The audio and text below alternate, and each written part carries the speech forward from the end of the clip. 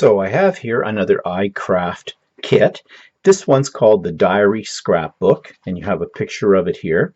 Now, this one did not come with 3 different little scrapbooks. It only came with 2. Came with one in black cardstock and one in craft cardstock. And on the back, it does show you what it's supposed to look like once you have it decorated and laid out. And it has these dimensions again, which from previous kits, you know, I'm just ignoring that pretty much completely because I find these not accurate at all. One thing that came in this kit was an instruction sheet. However, this instruction sheet is extremely confusing. Part of the reason I found that it's confusing is the instructions are not in the best English, although you can pretty much figure it out. And the pictures, they use the craft. And it is very difficult to see where they are attaching pieces in some of these diagrams. I did go to their website or to their YouTube channel, and when you know, this one did not have a video showing you how to put it together. So I was really left up to my own devices to figure this out. So I put the black one together.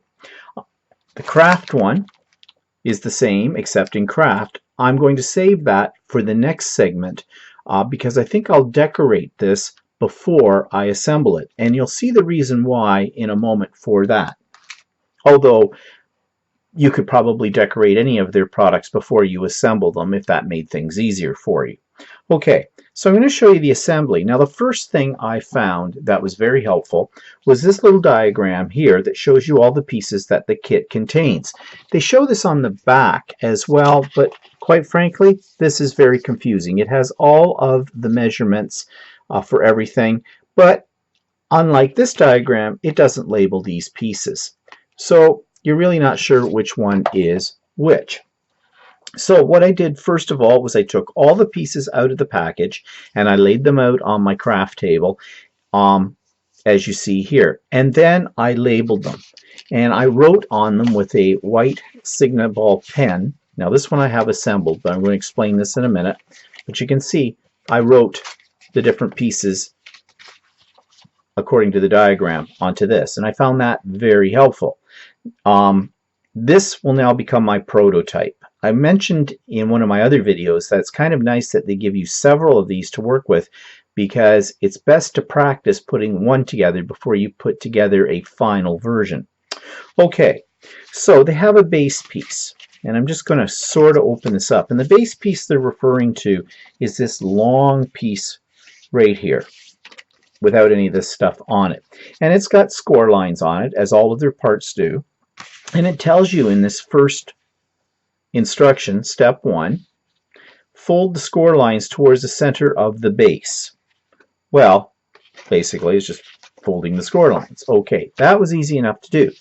This is where I started to get confused. It says, attach pocket 11, there's pocket 11 there, to the left of the base 1, base 1's this long piece, or next score line.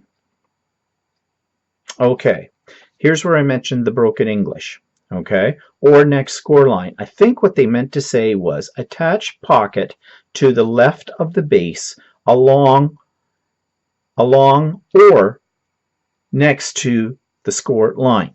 Problem is, they don't identify which way this base should go. Now, I guess it doesn't really matter because it looks about the same, but it says to attach pocket 11 to the left of the base along or next score line. This took a little figuring out. I did look down here at several of the other diagrams, more advanced, and on the back, which did not help at all, but on the back of the packaging, there is a picture of the final scrapbook opened up. And it's a little difficult to see, but I think the pocket they are referring to is this one in behind these little tags. And I'll move it up a little closer. See behind these, which this does not have any of these, by the way. I think this is the pocket. So what they're doing is they're putting it on the inside left flap and they're lining it up with the first score line on the spine. That's the way I interpret it, and that's the way I did it. So here it is, the left pocket, and the pockets have little score lines for folding them in. So you can put tape down this side, and along here, and I lined it up with that score line and put it in, and now I have a pocket. Okay, so far so good. The next one says attach flap 2 as shown on the top on the base. Again, we have the broken English. Again, the diagram, as you can see, her hands are in the way in a lot of these pictures, which doesn't help either. Plus, it's light on light, so you can't really distinguish very clearly tops and bottoms and where the score lines are, especially. So, again, I looked at the picture on the box, and it shows this section here next to where the pocket is, and it looks like it's a what we call a waterfall or cascading set of flaps.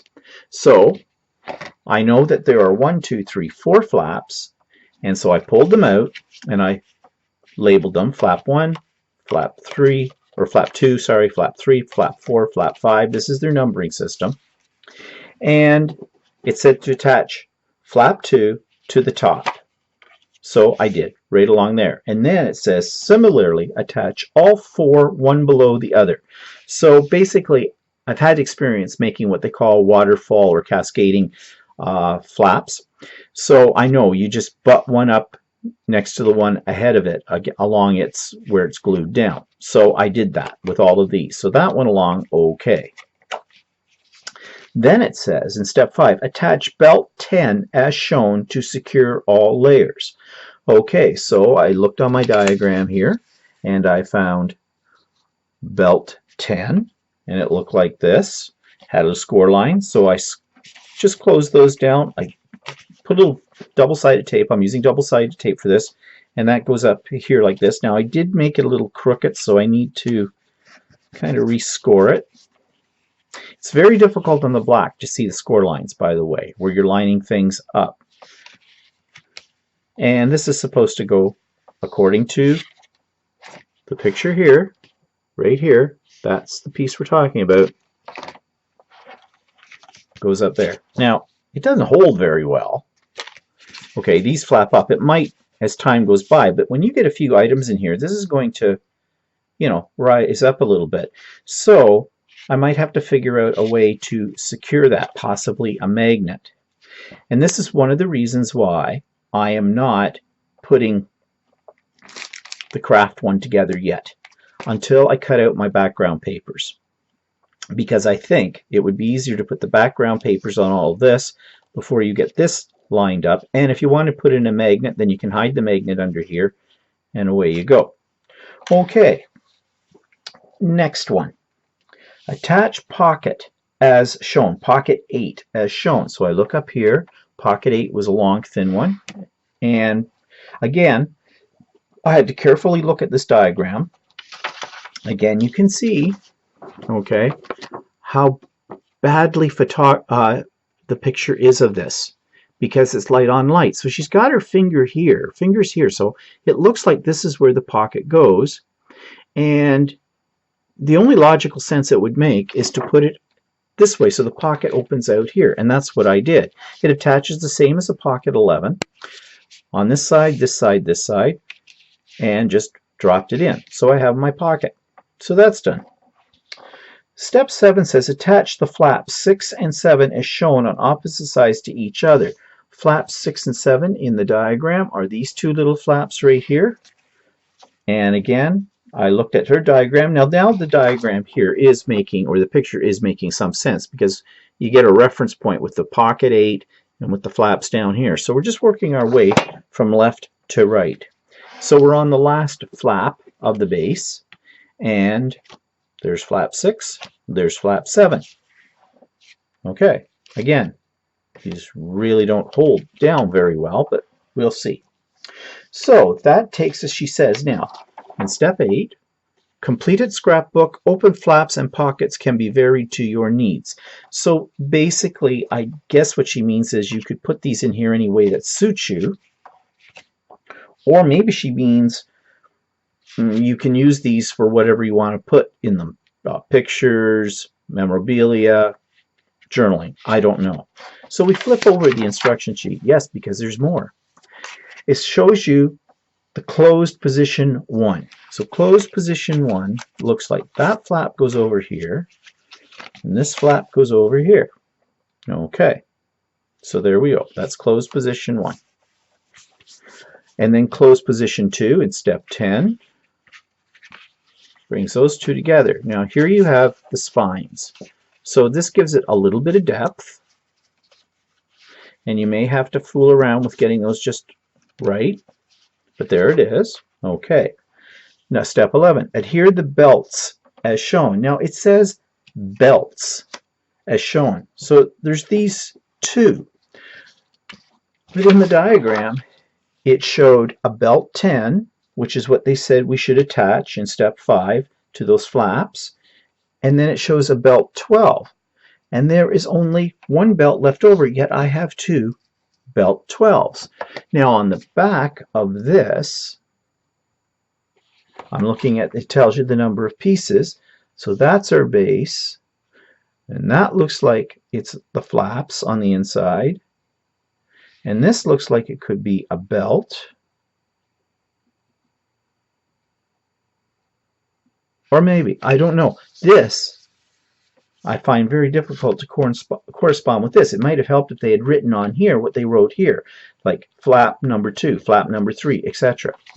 So the only thing I can think of, because again, I looked at the back of this, it shows one belt coming around from behind. See, the same thing here. And in this, they only show you using one belt. It says adhere belts as shown. I think they meant adhere belt. And it looks like on the back side, once you've got these score lines folded up, you are attaching this to the back. This wraps around. See, it's about the right size on the edge. I know that's very difficult to see, black on black. And there you have a belt. But how does this belt secure? So this is where I think I need another magnet. And again, because I have to add magnets and these other pieces, I'm not going to put together the craft one until I have cut out all the background papers, and I'll hear the background papers as I go along. I think that'll make things a little easier. There is one piece left over. I have no idea what this piece is. Now I've labeled it as tag 9 because, according to this diagram, that's the only piece that's left over, and it says right here, tag 9. But nowhere in here does it say what to do with tag 9. However, I did notice there is, when we put those two flaps, let me open this up so you can see. When we put these two flaps in here, it looks like on the package, right here, that those two flaps have this flap attached here. So let me do this. Can't do it one-handed. Like that. Okay. Now, it does it looks like it's showing here, that almost looks like that could be a brad. However, it looks like it's, like I would think, okay, so use a brad, and I would secure it to the top of this one. It's still not going to hold it shut. Or it's just glued this way. Maybe if it's glued down that way, I guess it would hold. Or you could put in a magnet. Again, another magnet. This particular kit, I think, lends itself to a lot of magnets. So I have not attached this yet because, one, I have to decorate it with background papers, and here as well, so it would be too difficult if I attached already to put the background papers here. And I have to decide how this is going to work as a closure. So, the one thing I'll say about this kit is it certainly tests your creativity, because the combination of the instructions and the pieces that you have make this very confusing. So I guess you're left to your own devices when it comes to putting it together. Now I do have an extra belt. I might use this somewhere on this. I don't know, so I'm not going to get rid of it yet. So in the next segment, I will show you how I'm going to attach my background papers to the craft one and put it together. I think it's going to be really cute when it's done. All of their kits are really cute when they're done. My only complaint is the instructions are not that clear. That's the reason I'm making this video. Okay, so we'll move on in the next segment to putting the background papers on. So in this segment, I want to show you how I adhered my background papers to each section of the iCraft diary scrapbook. And this is the paper pad I decided to use. It's a graphic 45 and it's called Couture.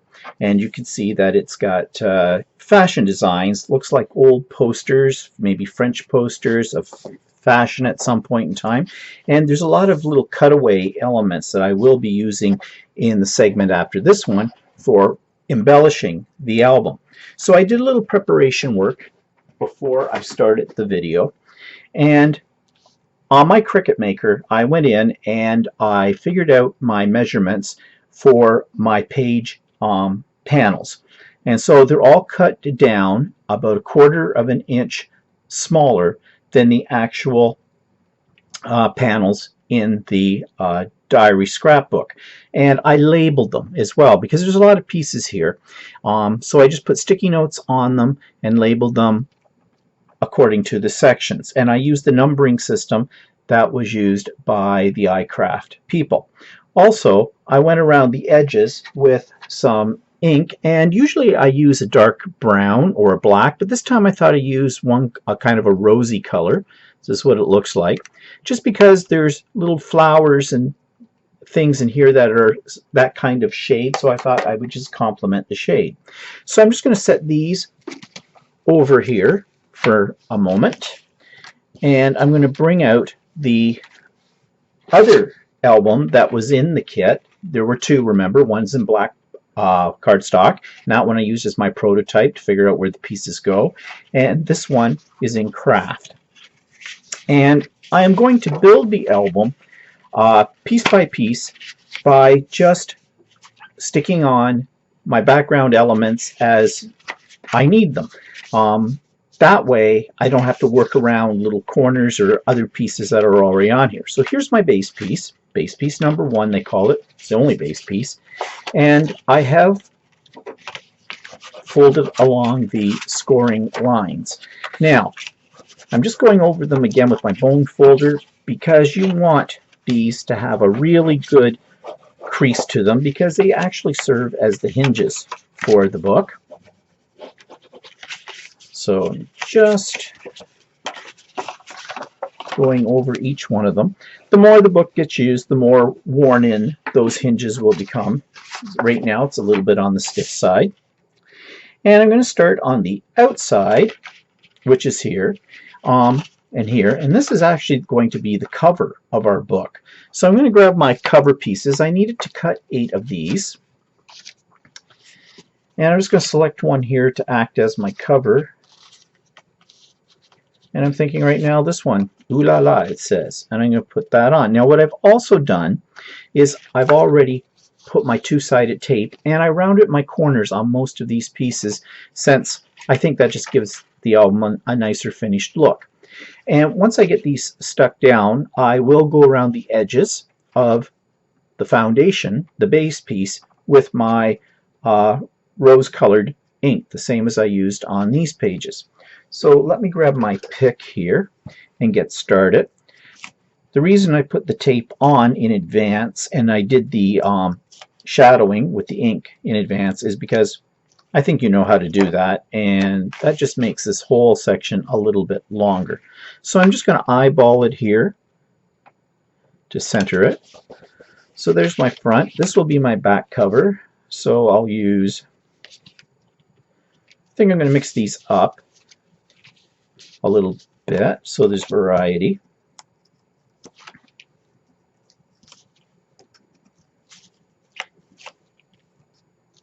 Now, of course, if you have fingernails, you'll probably be able to get the double-sided tape off without any problem. Make sure I've got them going the right way.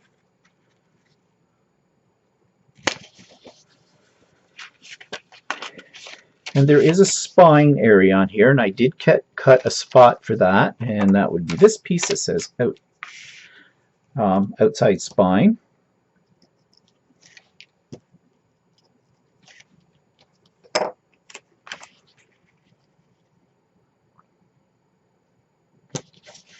Now you could use wet glue. Now I do have a spine here, but that's very thin. I think I might, when it comes time to embellish this, I might go over this with either some washi tape, or I might add a little bit of text on here too. I don't know yet. I'm going to save that for the embellishment segment. Right now, all I'm concerned about is just getting this assembled with my background papers.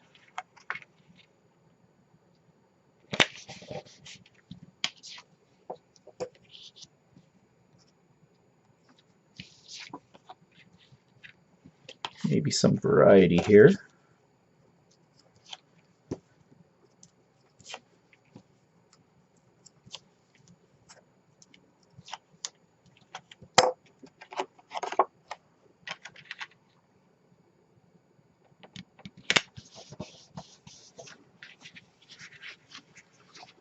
So there's my outside. Now my inside, if I get this to stay open,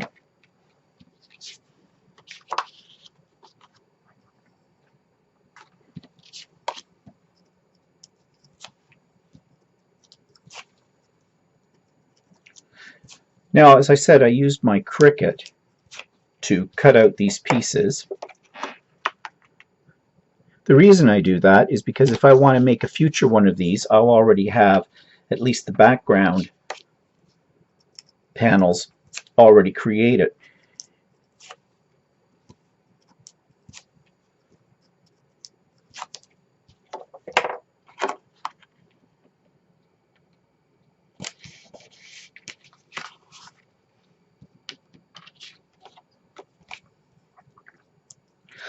I didn't put a lot of thought into which sheets of paper I wanted to use from that pad. It's up to you. I find that because they're in one pad, everything coordinates, so it really doesn't matter what you use. You just really can't go wrong. And that's what I like about paper pads in general, because usually everything in them is coordinated. It takes the thought process out of it for you. Okay, now of course I have these and this spine here. Now I did not cut a bigger piece for that, and I probably should have, but I'll worry about that later on. So there, I've got the basic, and here, as I said, I would probably put some washi tape or something else. So there's the inside and outside. Now, let's get rid of some of these little pieces here out of our way, and let's move on to the two pockets. And here they are here. That's pocket 11 and pocket 8. And if you remember, pocket 11 goes here, pocket 8 goes here. So I've already got the tape on here.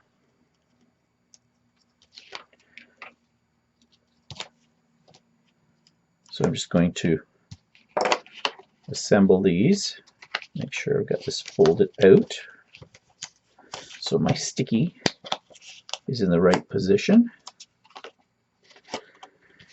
And I'm just going to line this one up with this score line.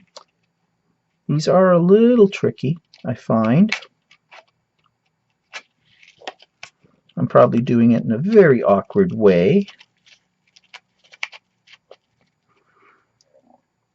But I'm sure you can. Okay, let's get this right.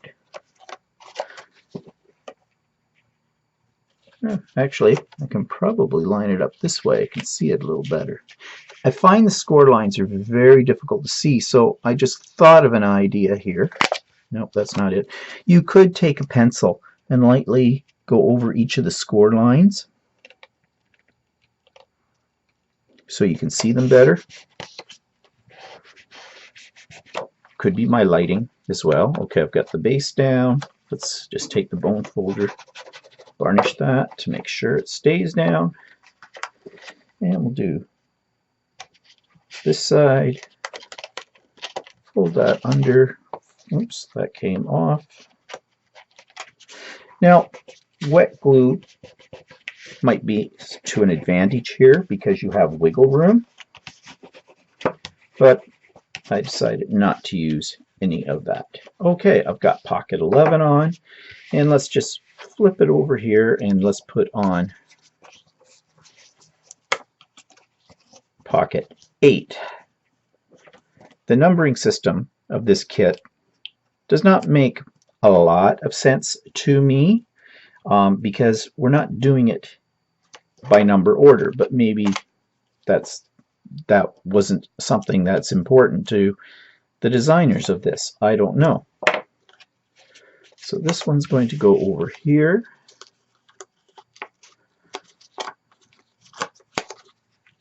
Again, I'm lining it up with the score line on the edge. That would be the actual spine of this album.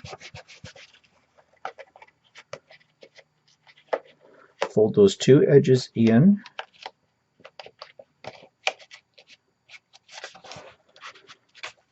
And there we go.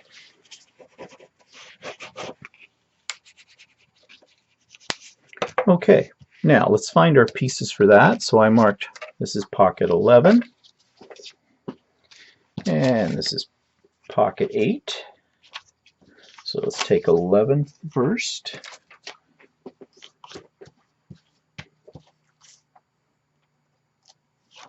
Take our tape off.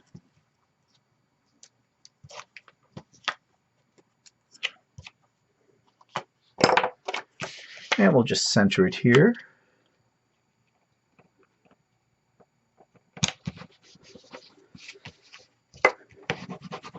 And varnish it. And pocket 8.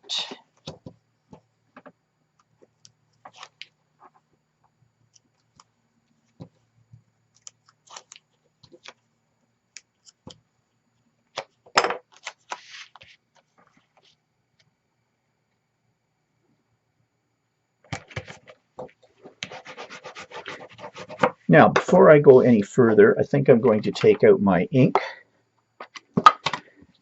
And I think this might be a good time to go around the edges of the base piece. If you've seen some of my other videos about doing the iCraft kits, you know I like to do this to all of them because I think it just gives it a little bit more dimension. And as I said, I usually use a dark brown color or a black for this, but I just thought I'd try something a little different with this one since there's a fair amount of this rosy color in this particular paper set. I probably should have did the edges of these pockets before I installed them, but it's okay. Let's just check around the outside.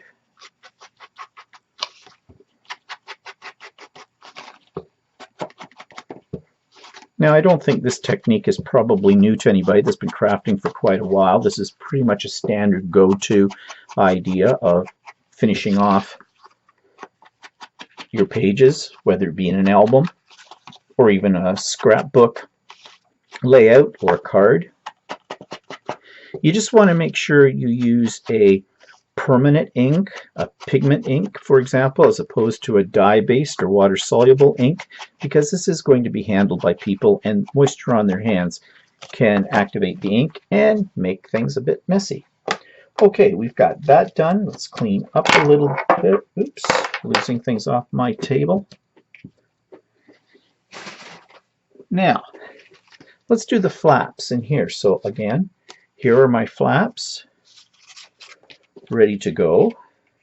Now, I think what I'm going to do with the flaps is I'm actually going to put their background papers on first before I fold them in. The reason being is you know that these all cascade down. It might be a little awkward. I think it might be easier if I do it this way. So let's just lay them all out here, assembly line format. And those are the wrong ones. Wait, do I have this? Where's the rest? Oh yeah, here they are. Trying to think, where did the rest of them go? Okay.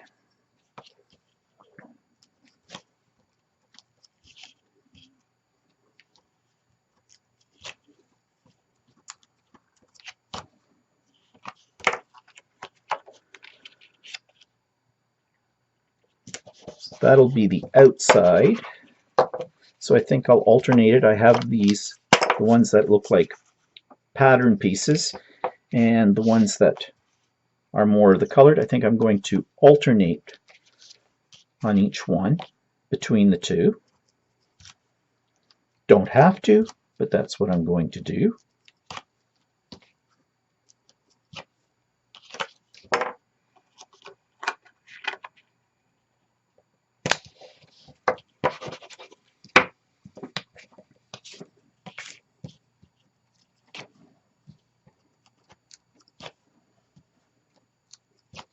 Once you get going on this, you can do it sort of in assembly line format, like what I'm doing.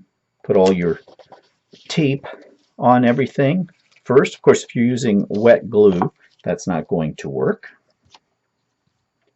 So that's another advantage of using the tape. You can prep your pieces first.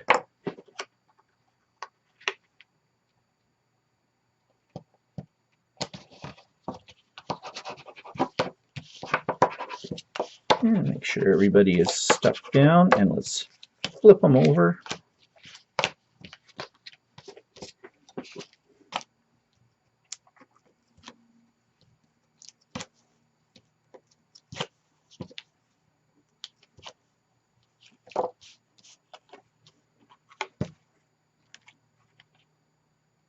Now let's think about this for a second.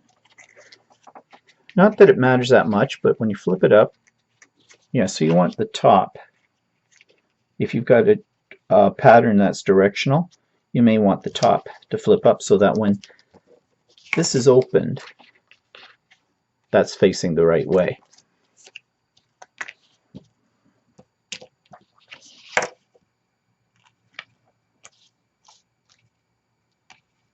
Just make sure. Sometimes I get mixed up, which is easy to do. I mean, is it the end of the world if you got one in that looks a little upside down? Not really, because you're probably going to put something over top of it anyways when you embellish it. But if you're picky, you might not want to have that way. Okay. Just make sure I got these in there. Yeah, okay. This is what I want.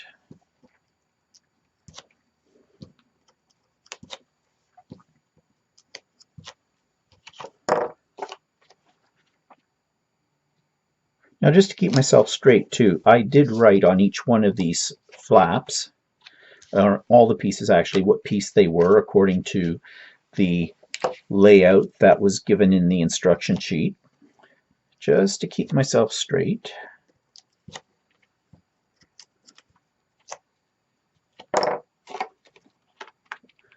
And of course I wrote them on the inside so that they would be covered up by the background papers. Okay, now we can assemble this section.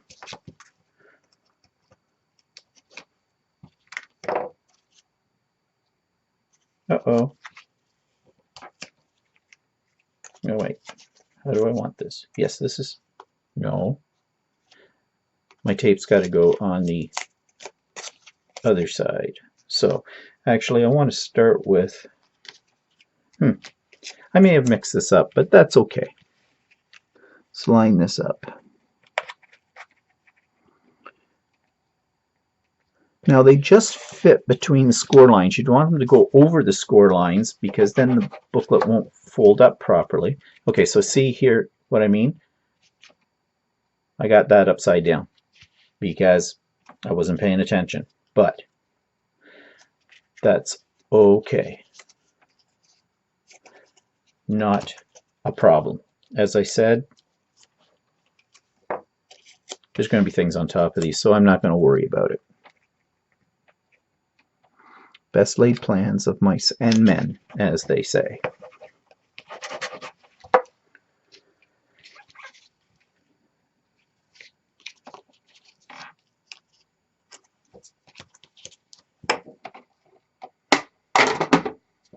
Oops. Okay. And of course, I'm just butting these up to where the fold is. Each one, trying to keep them straight. Now, of course, you have that is exposed. So again, if that bothers you, then you might want to put some washi tape or thin strip of the background paper on that. I don't know what I'm going to do. I'll wait until I have this finished and come to the embellishment, and I might put something else there. Okay, there they are. Yes, they're upside down. Does anybody notice? Not once I get embellishments and things like that on it. Okay, the next part of this is to put in that little belt 10, they called it. So again, I'm going to decorate it first. And I made the belt 10 so that it is going to go over the fold piece, the crease line. So once I've put this on both sides, I'm going to have to rescore before I glue it down.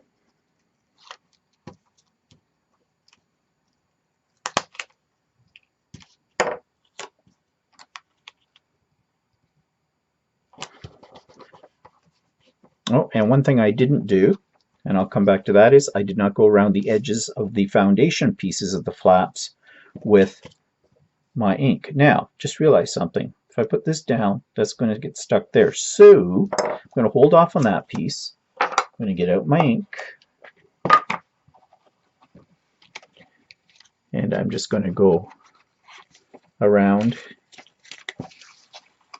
each of these flaps. Now, if I'd been smart, and I wasn't, I would have done this before I stuck these down. It would make it a little easier to do. These are things you pick up as you work on these kind of projects. Now, if I was to do another one of these, I would do this in advance before I glued it down. It just makes it a little bit easier.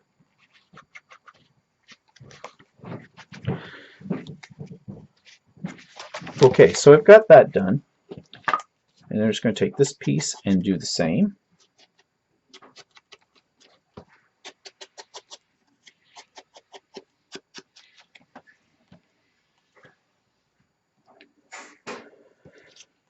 Okay, then we're going to stick this down.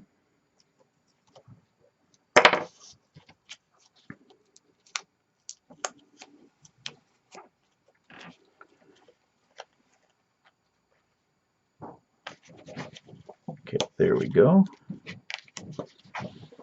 Make sure it bends up on there. And now, just before I put the cover piece on here,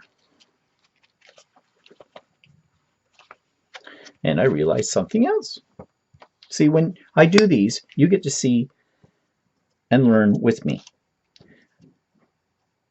I've actually got, because I put that down on the inside there, this piece is going to be too long.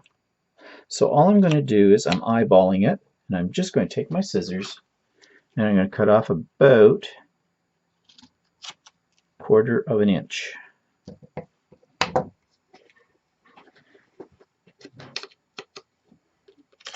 should be enough. Yep, that'll work fine.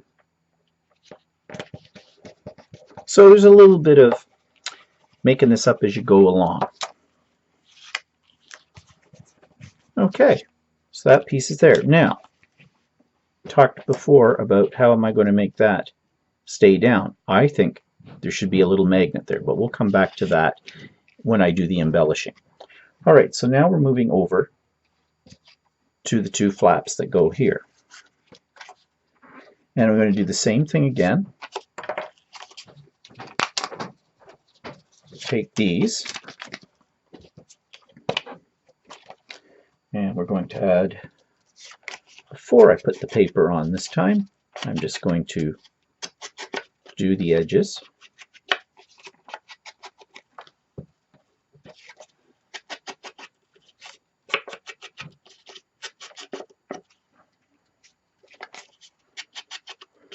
And I want to make sure it's on both sides, so that's why I'm flipping it over.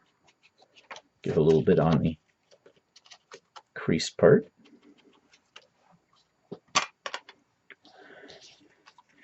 And now, what do we got here? I put these all the same way. Yep, so.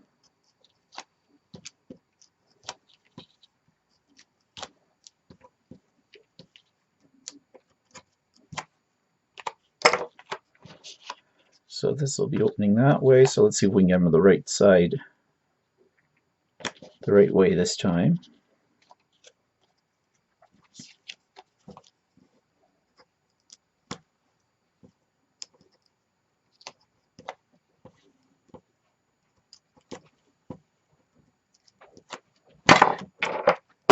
And I lost my ink. Okay.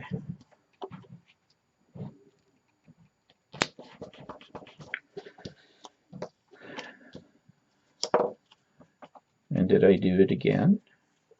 Oh, I did. You know, you think I'd learn. Actually, this can go on the bottom. I can save that one. Yes. Okay. So let's put that one on.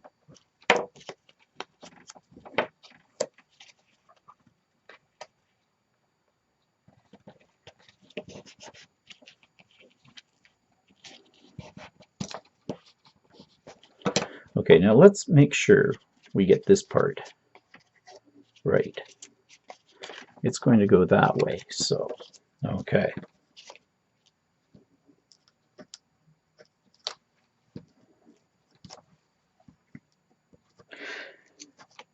Now, I could have tried to have pulled those ones off, but I have a feeling it would have ripped my paper or the foundation that's on here. Let's see, so that's going to open up that way. So this one's going this way. So I didn't want to do that. Then that's where wet glue may come in handy. You could probably get it, pull it off without ripping the paper, and then re-glue it. If the glue had not dried yet. Okay. Pull off the spine piece, or the hinge piece, I guess that might be called.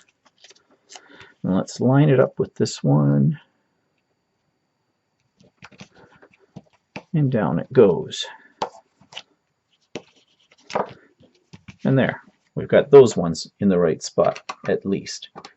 Now, if you remember, there was a piece called a tag, and they showed that it was being used as a flap on here, which I don't know if I like or not. So I haven't put any tape on this, but if I put some tape there, that might hold it in okay. I may have to use a magnet on it. So what I'm going to do is, first of all, ink my edges.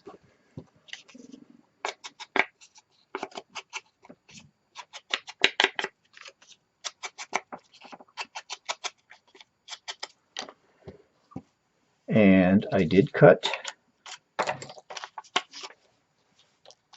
some pieces to go on here.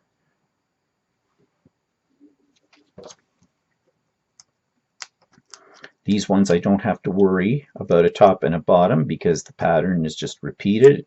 It is not directional.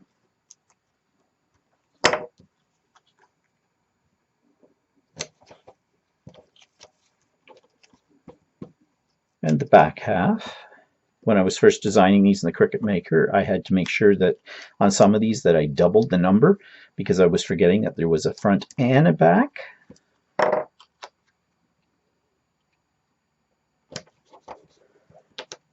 And I'm just going to take a little piece of the tape. Where's my tape?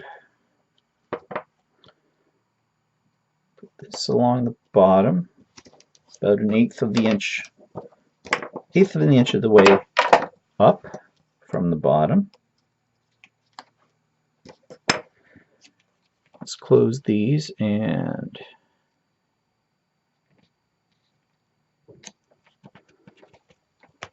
that kind of works. Okay, so there I might get away without having to put a magnet, but this one I'm definitely going to have to put a magnet on there. So now I have the belt, and this is the belt piece.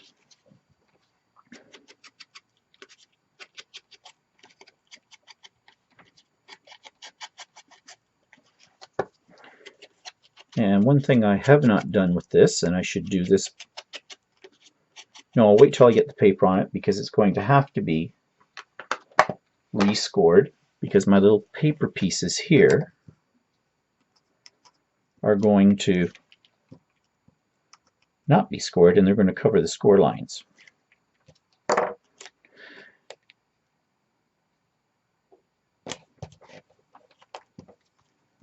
Of course, when you add the background papers, as you probably already know, you are strengthening the overall album, which is a good thing.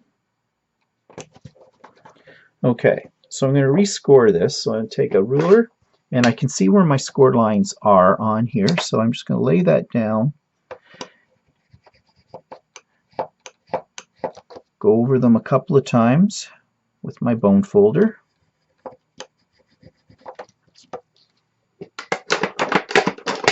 Put that away, and we should be able to carefully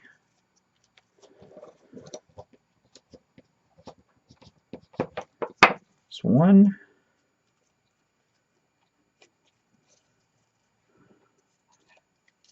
and there's the second one. Okay, so there's my band. So let's close this up.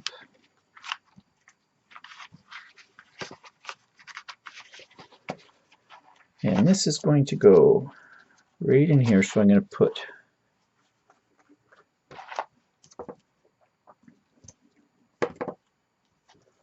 make sure I've got this. Yes, so I want it on this side. See where my score lines are. And there goes my clock. I've put a fair amount of tape on here because I don't want this letting go.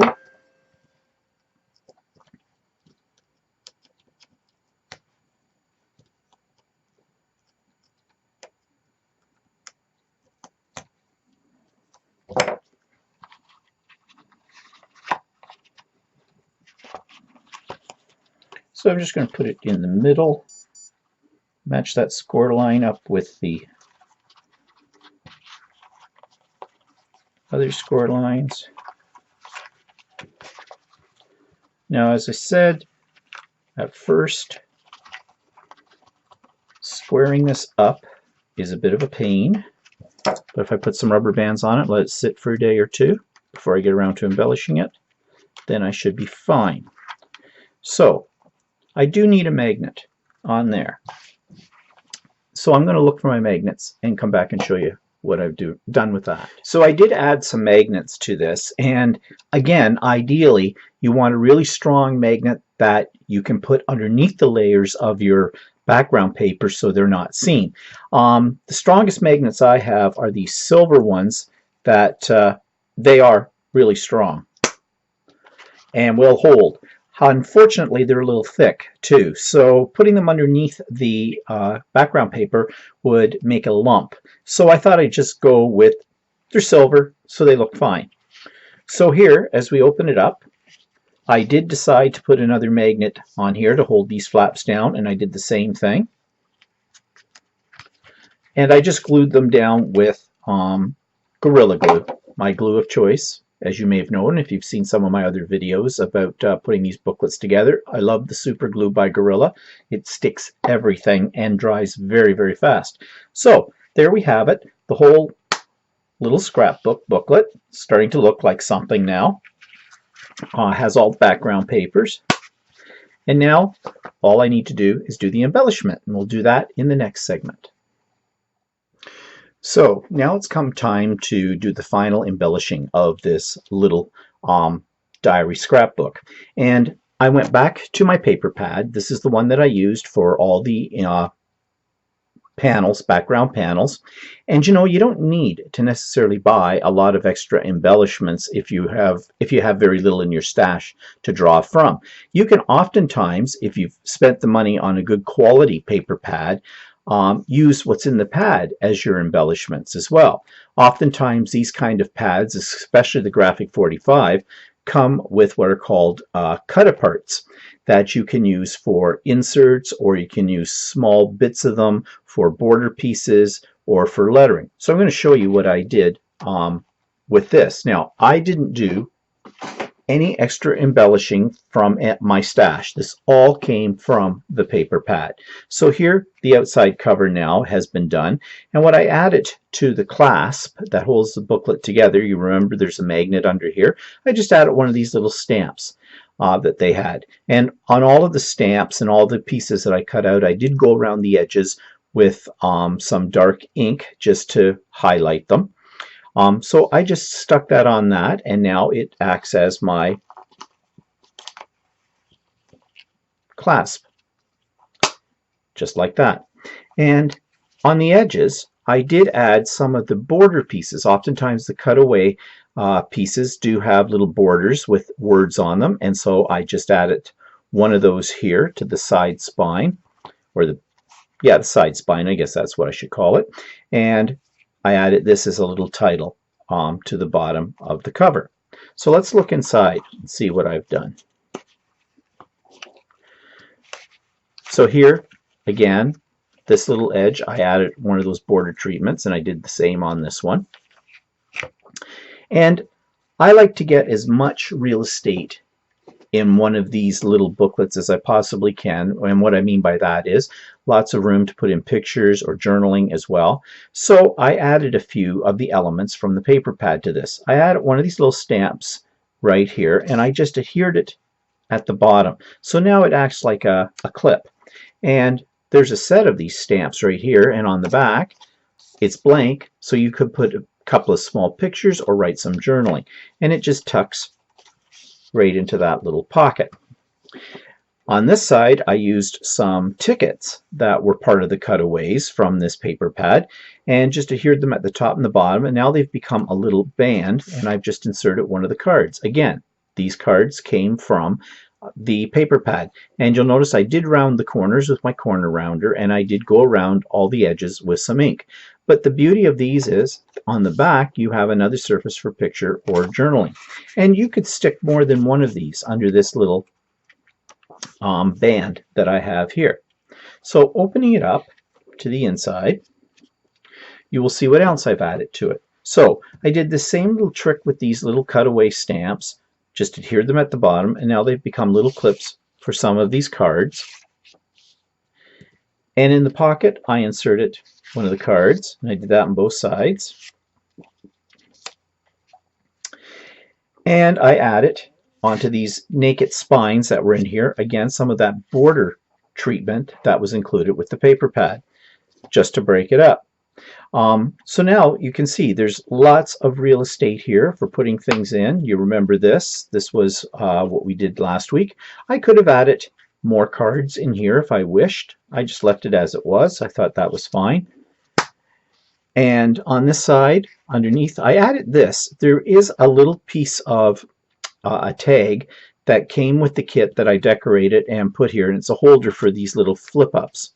What I found was I didn't really like the look of that, so I just took one of those little tickets and glued it on top of that. And so it just gives another dimension. And so that pops out, and those are in here.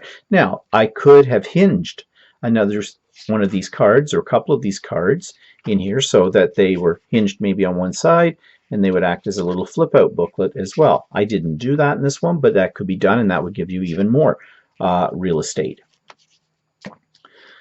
So you can see that without using anything else except for the paper pad, I was able to embellish this quite nicely. And there is plenty of room in here for pictures and journaling, whatever the person wants, and even to add some of their own inserts as well. So that's this iCraft kit complete.